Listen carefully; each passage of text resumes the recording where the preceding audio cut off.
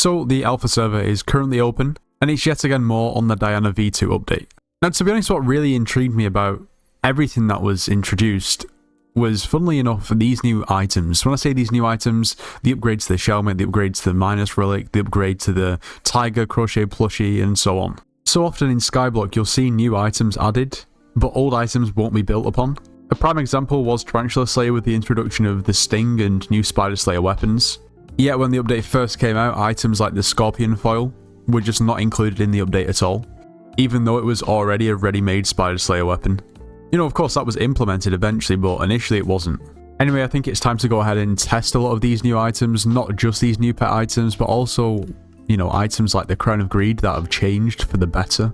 And we're going to start off with the manticole, because this is a very, very interesting item that basically gives like a baby chimera effect. Its ability copies 10% of your active pet's combat stats, meaning that if we take a look at our G-Drag, our pet's combat stats, I assume that doesn't include Magic Find, unfortunately, but we have 127 strength, so does that mean that our strength is going to be buffed by 12.7? Our bonus attack speed is surely going to be buffed too. Without the Manticore Claw in our inventory, we have 1,686 strength. And now with the Manticore Claw, we have 1,720 strength. So that's kind of how it works. Let's see what that means in terms of actual damage difference. Well, our damage before is, if we can hit something, 929k, 845, 857, 853. And now with the piece of equipment in our equipment slot, can we get an accurate difference? 943, 925. Can we see if there's any other figures? 926. So it is a nice buff, to be fair. So just to see how good this item actually is, if you compare it to a regular Chimera 1 book, this copies 20% of your active pet stats, whereas the Claw copies 10%. So it's essentially as if you're having half of a Chimera 1, but on your piece of equipment. But of course the main catch is it only copies combat stats, which doesn't include Magic Find. Anyway, let's move on. Just before we do, if you are planning on purchasing anything from the Hypixel store, make sure to use code NITROS as it gets yourself 5% off. If you watch the videos and you haven't subscribed, please make sure to do so. You should also join the Discord server, it's linked in the description of this video. We offer Slayers and Dungeon carries, so if you need carries or want to carry and make some coins, make sure to join. Okay, well, I'm personally most excited for this relic, the upgraded Minus Relic. So I'm going to go ahead and put this on a G-Drag and see what it can do. Now, for those of you who aren't sure of what this does or what a Minus Relic does or even did in the first place, it's basically a pet item and increases all pet stats by 50%. Now, the original Minus Relic that you can drop increases stats by 33%. But 50%, a 50% buff is huge. Some would say massive. Anyway. So at the moment, our G-Drag is giving 10 true defense, it's giving 127 strength, it's giving 50% bonus attack speed, it's giving 25.56 Magic Finder's base stats. So let's go ahead and apply this Minus Relic, well it's not Minus Relic, the I'm not sure how to pronounce this, the Relic, and wow, 191 strength, 75% in bonus attack speed, 38.33 Magic Find. That is insane, that is so good. So let's go ahead and do a quick damage test to see how much damage we now deal with this setup. 850k, 864k, 877k. Yeah, that doesn't hold much relevance considering I didn't test it before I put the relic on. And of course, it's not just the G-Drag you can use it on. This is for any pet, and it's going to give you a 50% buff of the pet, which is just crazy. Now, don't get me wrong, Minus Relics are not cheap, so this relic is going to be even less cheap, let's put it that way. Now, another one that would be interesting is an upgrade to the Antiques Remedy. So this increases our pet's strength by 100%, which might be interesting to try out on a G-Drag. So at current, with the relic applied, we have 191 strength, but this is with a buff of 50% already.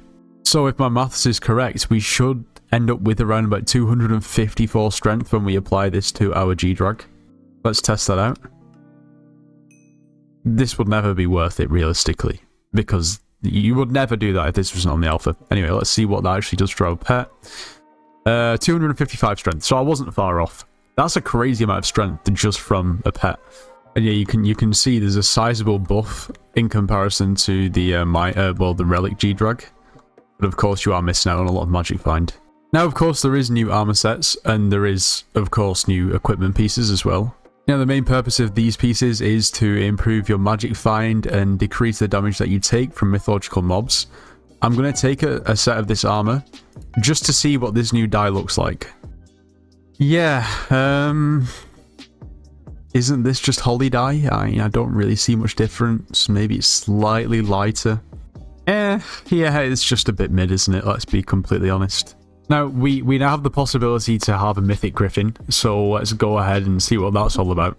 Right, well, we should be able to pick our mythic griffin up very soon. Can we take it, cat? Can we? Thank you. Now, it's only level 21, but we can begin to see what it will actually do.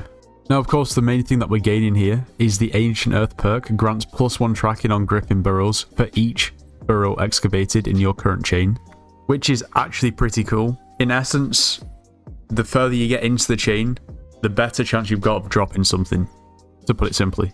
But as I mentioned before, building on items that already exist, upgrading items that already exist, it's nice to see that they've basically done the same with the Crowd of Greed here, because previously it was just kind of a nonsense that you'd drop, and you'd maybe sell it to the NPC if you're on Iron Man for a couple of million coins or whatever it was, 1 mil, 2 mil, and you'd be like, you know what, it's not that bad. I mean, it's useless, but I can at least get a few coins out of it. At least it actually has a decent use now. Now, as for the Crown of Avarice, I've not looked into this too much, but from what I've heard, it's received a nerf. So let's go ahead and see what's actually changed.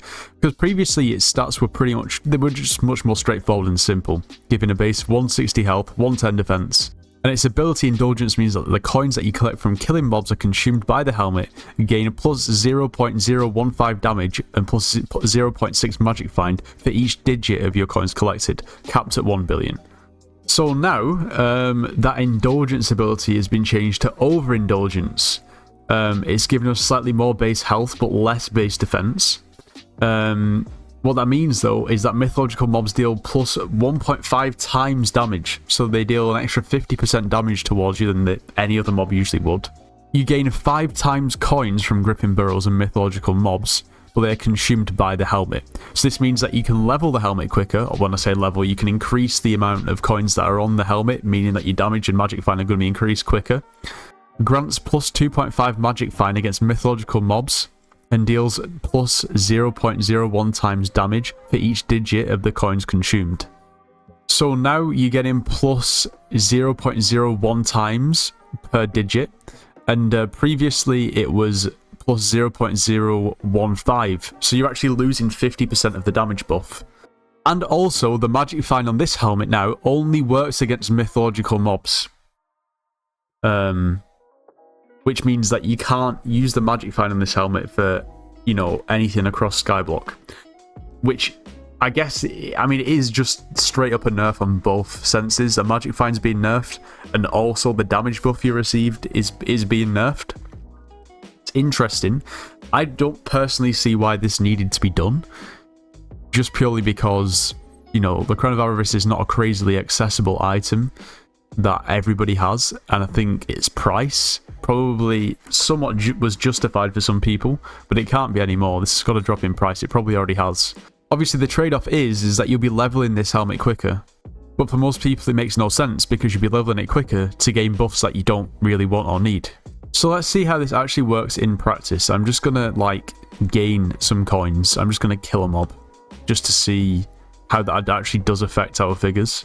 So now we've gained 10 coins on the helmet.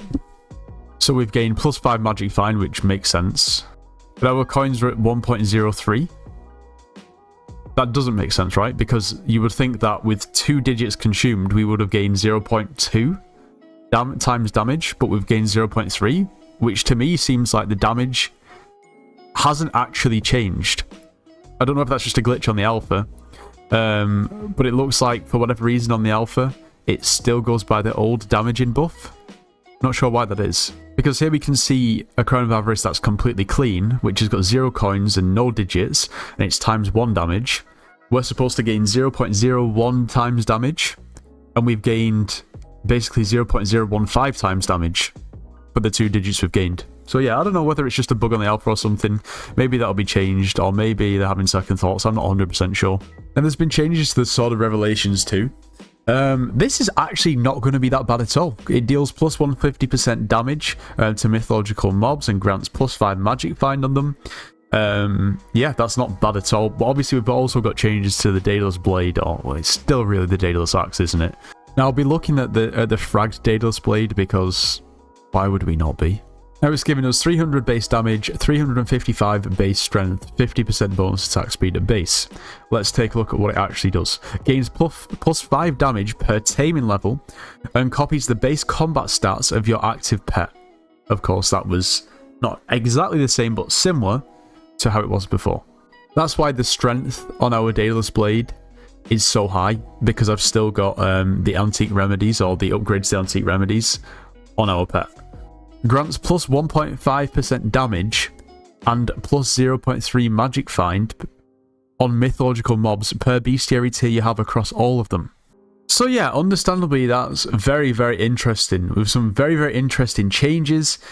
It only makes sense though that weapons, you know, to do with Diana, that you'll be using for Diana, are going to get stronger, because of course we've now got new mobs that have been added. That drop rarer items on Chimera that are going to be stronger than Inquisitors. So it makes sense that we have to have weapons that are more powerful. And it makes sense that these weapons are only more powerful against the specific mobs, otherwise we'd have a balancing issue. So I'm not going to lie, I do like this change. I think this is pretty good. And this is going to be a really strong weapon, hence why it's gone up so much in price. The average price of Daedalus Blades over the last day is 68 mil. This has gone up, what, 10 times in price? If we take a look and flick through, a week ago, the average price over the week has been 26 mil.